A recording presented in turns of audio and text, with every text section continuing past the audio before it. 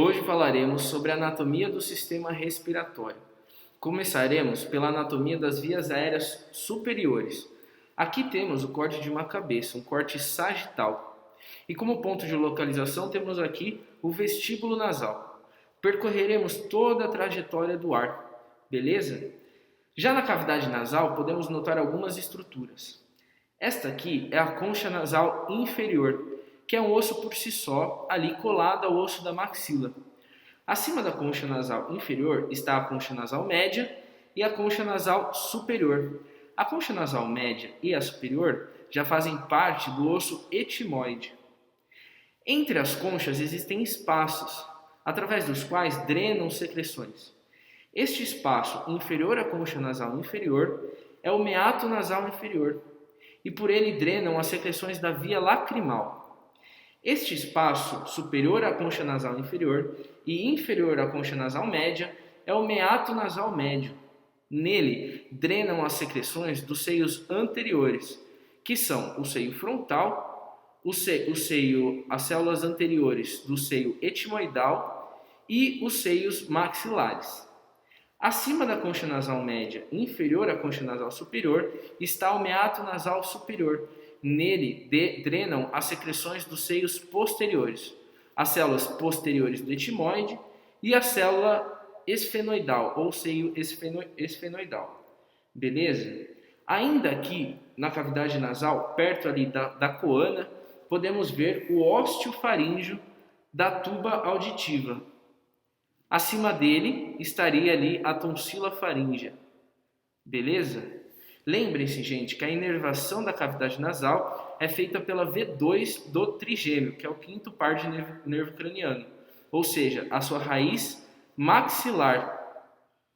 Bom, gente, agora trocando de peça para que a gente melhor visualize os seios, está aqui o seio frontal, no osso frontal, as células do seio etimoidal, essas células anteriores e células posteriores, e o seio esfenoidal, certo? Galera, ainda uma estrutura importante que vocês saibam é a lâmina cribriforme do osso etimoide, que fica ali no teto da cavidade nasal. É por ela que passam as fibras nervosas do primeiro par de nervo craniano, ou seja, o nervo olfatório. Além disto, este é um corte sagital, mas no corte sagital mediano poderíamos ainda notar o septo, que é formado pelo osso vomer, pela lâmina perpendicular do osso etimoide e pela cartilagem septal, ou também conhecida cartilagem quadrangular. Bom, pessoal, antes da gente conversar sobre a faringe, tem mais dois aspectos que eu queria trabalhar com vocês aqui. O primeiro deles a gente vai perceber nessa peça aqui. Esse é um corte transversal da região nasal. Aqui tem a parte externa do nariz. Aqui tem o vestíbulo nasal com a sua pilificação típica. Aqui a gente percebe o septo nasal e aqui é a região das coanas. Mas o que eu queria mostrar para vocês aqui são os seios maxilares. Esse é o seio maxilar direito e esse é o seio maxilar esquerdo. Eles já foram comentados, só que eles não foram visualizados ainda. Precisamos lembrar que eles drenam junto a todos os outros seios anteriores da face, lá no meato nasal médio, certo? O outro aspecto que eu queria conversar com vocês é acerca da irrigação dessa região nasal. Vão aparecer principalmente três grandes artérias. A primeira delas é a artéria esfenopalatina, que vai ser responsável pelo terço posterior da cavidade nasal. Ela vai ser um ramo da carótida externa e vai ser uma artéria um pouco mais calibrosa do que as outras que vão aparecer em seguida. As outras duas são as artérias etimoidal anterior e a artéria etimoidal posterior. Essas vão ser responsáveis pela irrigação do terço médio e do terço anterior da cavidade nasal. Por fim, a gente precisa saber que as três se confluem em uma região chamada área de Kieselbach. Bom, pessoal, agora sim a gente vai conversar sobre a faringe. E para isso, eu tenho aqui um corte sagital.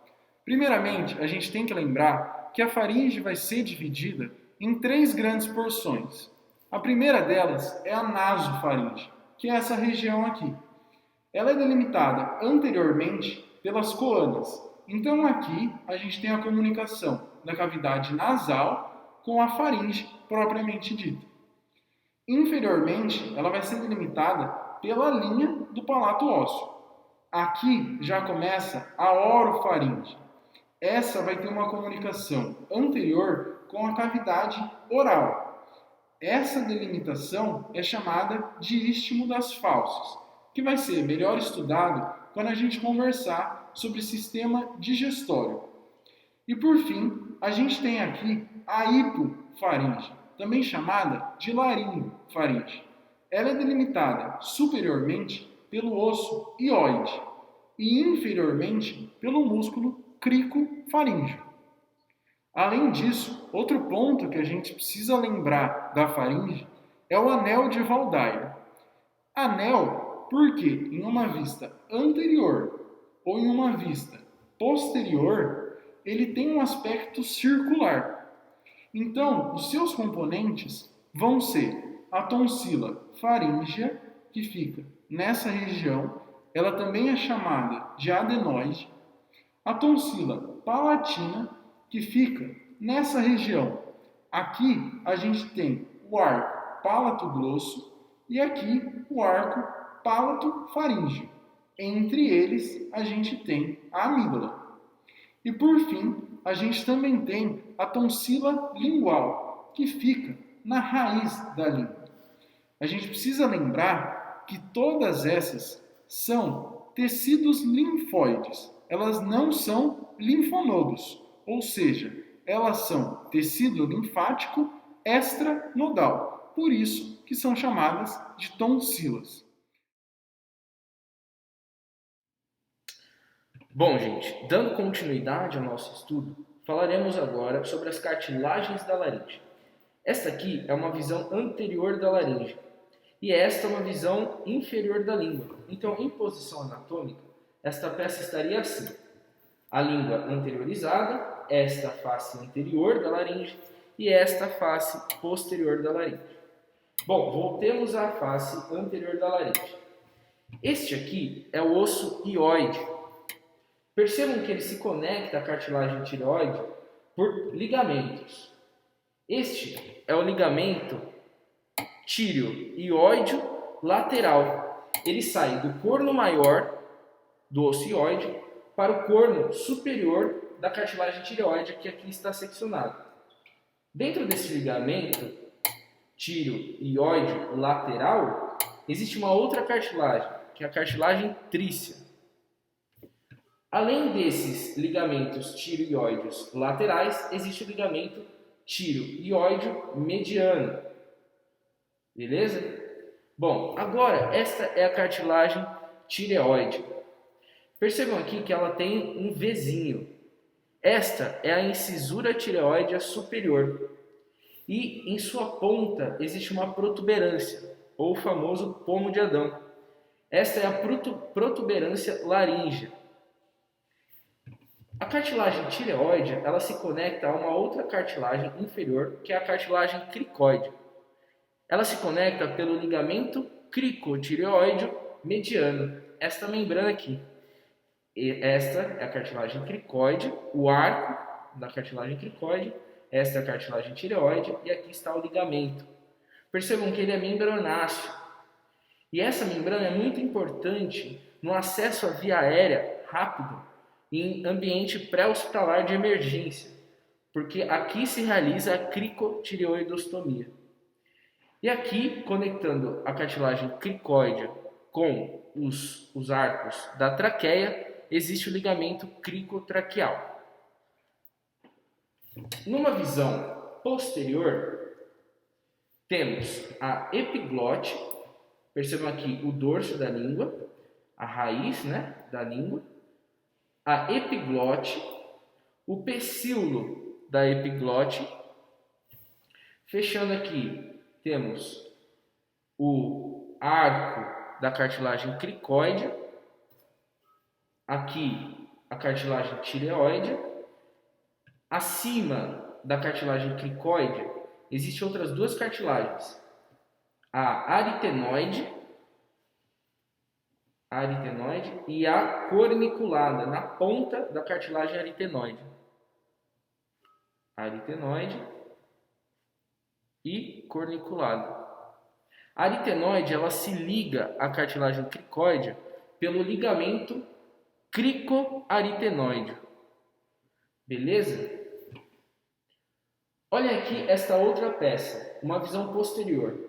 A base da língua, a raiz da língua, né, o dorso, a epiglote e aqui a laringe. Este buraquinho aqui, ó, que a epiglote tampa no momento da deglutição. Ok? Aqui dentro está a laringe. Gente, é importante que vocês tenham em mente esta visão da laringe. Percebam aqui o corno maior do ocioide, epiglote, aqui as cartilagens aritenoide junto com a corniculada em sua ponta, aritenoide junto com a corniculada em sua ponta, e aqui o acesso à traqueia. Esta peça está aberta, eu vou abri-la para vocês verem uma estrutura importante. Essa cartilagem acima aqui são as pregas vocais falsas. E embaixo existem as pregas vocais verdadeiras. Entre elas, percebam que existe uma depressão. Essa depressão entre as pregas vocais falsas e as verdadeiras é chamada de ventrículo de Morgane. Ó, as cartilagens aritenoides, corniculado, aqui a epiglote, aqui o corno maior do ióide, e aqui prega vocal falsa, prega vocal verdadeira, e essa depressão aqui, que é o ventrículo de Morgane. Esta visão aqui, ó, que vocês têm na laringoscopia. Epiglote, ocioide aqui. Beleza? Bom, turma, a traqueia tem de 10 a 13 centímetros de comprimento e se alonga até cerca de 5 centímetros com uma inspiração profunda. O seu início no nível da cartilagem cricóidea da laringe está projetado sobre a C7, ou seja, a sétima vértebra cervical. A bifurcação, onde ocorre a divisão nos dois brônquios principais, está projetada entre T4 e T5. O ângulo entre os brônquios principais varia ali entre 55 e 65 graus. O brônquio principal direito ele é mais espesso e ele se posiciona quase verticalmente, enquanto que o brônquio principal esquerdo tem quase o dobro do comprimento do direito e se posiciona mais horizontalmente. A traqueia ela é composta de 16 a 20 anéis de cartilagem hialina em formato de ferradura. Estão abertos posteriormente e unidos por meio de uma musculatura lisa, a musculatura traqueal.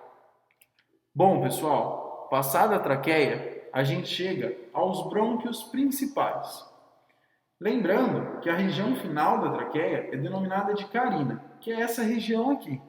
Ela vai ser extremamente sensível e vai ser muito importante no estímulo à tosse. Bom, o brônquio principal esquerdo ele é mais horizontalizado do que o brônquio principal direito. Aqui a gente está numa visão posterior. Esse brônquio principal direito ele vai se dividir dentro do parênquima pulmonar, depois de passar pelo hilo pulmonar, em 3 brônquios lobares, o superior, o médio e o inferior. Já o esquerdo vai se dividir em 2 brônquios lobares, o superior e o inferior. Isso, lembrando, já dentro do pulmão.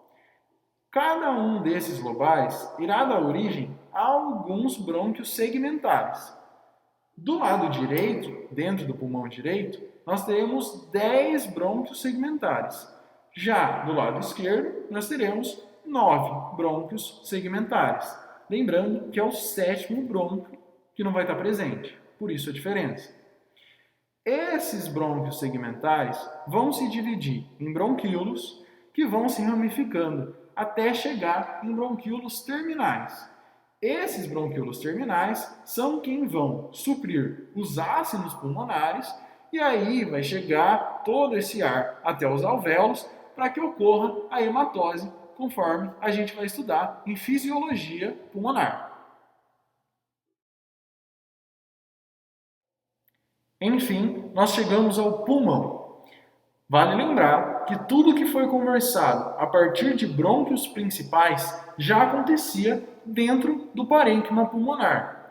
É o brônquio principal que adentra através do hilo, tanto do lado direito quanto do lado esquerdo. Dando enfoque diretamente ao pulmão, nós teremos do lado direito 3 lobos. Esse daqui é o lobo superior. Esse é o lobo médio e esse daqui é o lobo inferior. Entre eles, nós teremos as fissuras. Entre o superior e o médio é a fissura horizontal e entre o médio e o inferior nós temos a fissura oblíqua. Já do lado esquerdo, nós teremos apenas 2 lobos, o lobo superior e o lobo inferior. Entre eles, nós temos a fissura oblíqua. Vale lembrar da língula, que é uma extensão em formato de língua que fica abaixo da incisura cardíaca, que vai ser citada mais para frente, que corresponderia ao lobo médio do lado direito, que é essa projeção aqui. Além disso, é interessante saber acerca do ápice e da base do pulmão. Essa região mais superior é o ápice pulmonar. Essa daqui, mais inferior, é a base do pulmão. A gente tem também as faces do pulmão. Uma delas é a face diafragmática, que é essa daqui. Isso porque é essa face que vai ter contato direto com o músculo diafragma. Além dessa, a gente tem a face costal, que é anterolateral. Ou seja, ela é essa daqui. Isso porque é essa face que vai ter contato com a caixa torácica. E por fim, a gente tem também a face mediastinal, que é essa daqui, mais medial. Isso porque ela dá origem ao mediastino. Então ela delimita o mediastino, que é a região entre os 2 pulmões. Aqui a gente vai encontrar o coração, o timo e grandes vasos, que vão ser estudados na aula adequada. A gente tem também a pleura, que é uma membrana serosa com 2 lâminas, a visceral e a parietal. A visceral fica em íntimo contato com o tecido pulmonar. Já a parietal fica em contato com a caixa torácica. Entre elas, a gente tem a cavidade pleural. Nessa cavidade, a pressão é negativa, o que garante um bom funcionamento do pulmão. Caso essa pressão se equalize ou perca essa característica de ser negativa, ocorre um fenômeno denominado de pneumotórax, conforme a gente vai estudar mais para frente. O outro detalhe que faltou comentar acerca dos pulmões é sobre o hilo. O hilo é essa região aqui. Nele passa a raiz do pulmão. Compõem a raiz do pulmão o brônquio principal, os vasos sanguíneos e os nervos. Então aqui a gente tem um exemplar de um pulmão direito. Aqui a gente tem o brônquio principal direito, 2 artérias pulmonares e 3 veias pulmonares. Do lado esquerdo, a gente tem algumas diferenças. Só é uma artéria pulmonar que passa pelo hilo e 2 veias pulmonares, diferentemente das 3 que passam no pulmão direito. Lembrando que as veias pulmonares ficam um pouco mais anteriores e mais inferiores em relação às outras estruturas do hilo.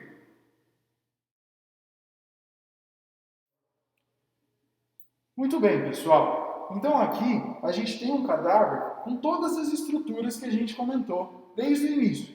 Obviamente, nem todas podem ser visualizadas nessa peça, mas tem alguns pontos que a gente gostaria de destacar.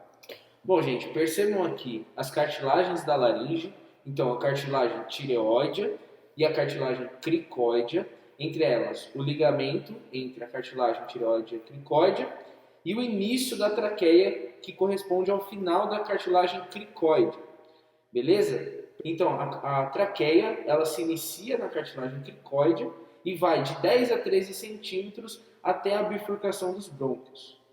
Também percebam aqui a incisura cardíaca no lobo superior do pulmão esquerdo. Percebam que aqui ela está bem bonita. O ápice do coração e a base do coração e a incisura que ele faz aqui no lobo superior do pulmão esquerdo. Outra estrutura que pode ser visualizada é a pleura parietal, que é essa camada serosa que se prende à parede da caixa torácica. Além disso, a gente tem aqui também a artéria carótida, que é essa daqui. E aqui a gente tem a carótida externa e a ramo da carótida interna, que vão ser responsáveis por distribuir os ramos que vão irrigar a cavidade nasal.